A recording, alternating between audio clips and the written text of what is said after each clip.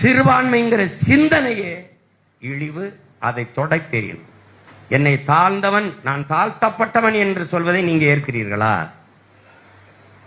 தாழ்த்தப்பட்டவன் என்ற சொல்லுதான், தாழ்ந்தவன் என்று எவனும் இல்ல. தாழ்த்தப்பட்டவன் என்றால் யார் தாழ்த்தியவன் என்ற கேள்வி எழுதா இல்லையா? அப்ப அந்த அந்த அந்த இடத்துல கோபம் வரும். என்னை தாழ்த்தப்பட்டவன் சொல்றதுக்கு நீ யாரு? நீ யாரா? நான் சிட்டிசன் ஆஃப் இந்தியா, நீனு சிட்டிசன் ஆஃப் இந்தியா. அப்புறம் நீ என்ன பெரும்பான்மை, நான் சிறுபான்மை? சிறுபான்மை மக்களுக்கு என்ற வரி சலுகை உண்டா?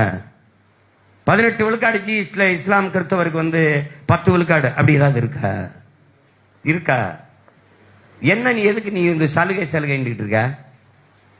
இந்த நாட்டில் அது என் உரிமை.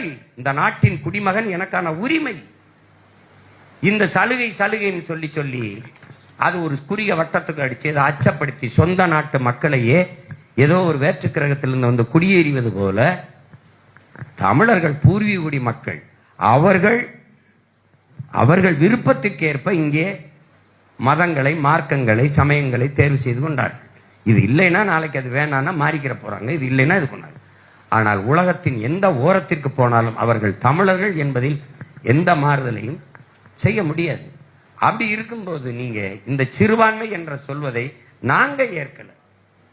நாங்கள் பெரும்பான்மை தேசினத்தின் மக்கள். நாங்கள் இறை வழிபாட்டிற்காக இறைமகன் இயேசு அவர்களை வழிகாட்டியாக ஏற்று, அவரை இறையா ஏற்று நாங்கள் இந்த கிறிஸ்தவத்தை ஏற்றுக்கிறோம். நபிகள் நாயகம் அவர்களை இறை தூதராக ஏற்று நாங்கள் இந்த இஸ்லாத்தை ஏற்றுக்கிறோம். இவ்வளவுதான்.